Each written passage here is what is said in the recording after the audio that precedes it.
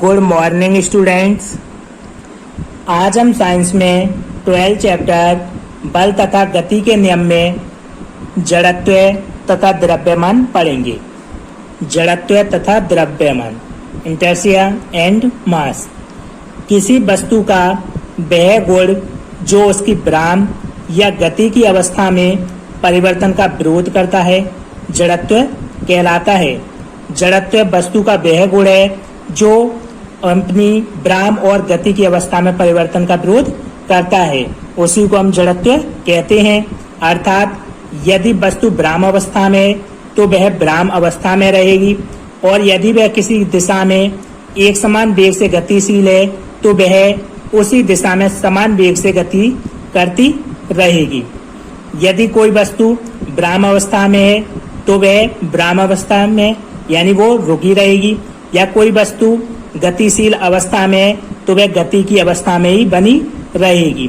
किसी वस्तु का जड़त्व उस वस्तु का प्राकृतिक गुण होता है।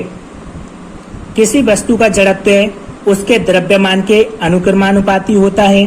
अतः जिस वस्तु का द्रव्यमान अधिक होगा उसका जड़त्व भी अधिक होगा। अतः किसी वस्तु का द्रव्यमान उसके जड़त्व की माप है। किसी वस्तु का जड़त्व उसके द्रव्यमान के समानुपाती होता है, अर्थात जिस वस्तु का द्रव्यमान अधिक होगा उसमें जड़त्व का गुण भी अधिक होगा, और यदि द्रव्यमान कम है तो उसके जड़त्व का भी गुण कम होगा। अतः किसी वस्तु का जो द्रव्यमान होता है उसके जड़त्व की माप ही होता है।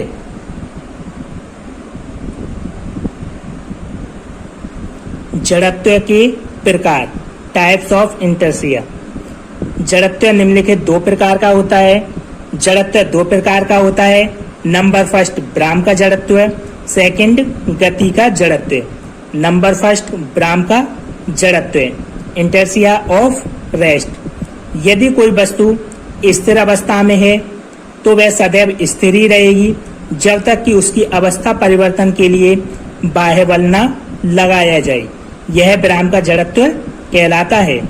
भ्राम का जड़त्व, यदि कोई वस्तु स्थिर अवस्था में या भ्राम अवस्था में या रुकी हुई है तो वह सदैव स्थिर ही रहेगी या रुकी रहेगी या भ्राम अवस्था में ही बनी रहेगी जब तक कि हम उस पर उसकी अवस्था बदलने के लिए या अवस्था परिवर्तन करने के लिए बाहर से बल न लगाएं। इसे हम भ्राम का जड़त्व कहते हैं। सेकंड गति का जड़त्व, इनर्शिया ऑफ मोशन।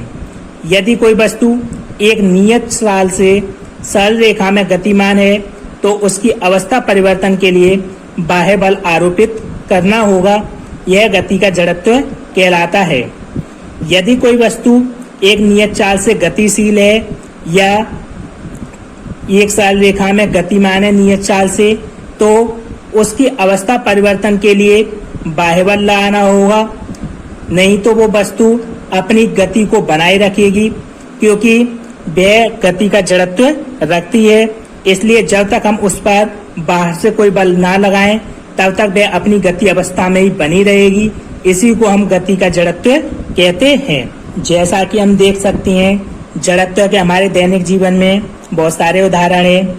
जब कोई बस या कार रुकी हुई है और वह एक साथ गति अवस्था में आती है तो हम देखते हैं कि जो बस या कार में यात्री बैठे हैं वह पीछे की ओर गतिमान हो जाते हैं, क्योंकि जो यात्रियों का नीचे वाला भाग है वो बस के संपर्क में रहता है और वह आगे की ओर गतिमान हो जाता है, जिससे कि ऊपर वाला भाग जड़त्व के कारण पीछे की ओर विस्थापित हो जाता है।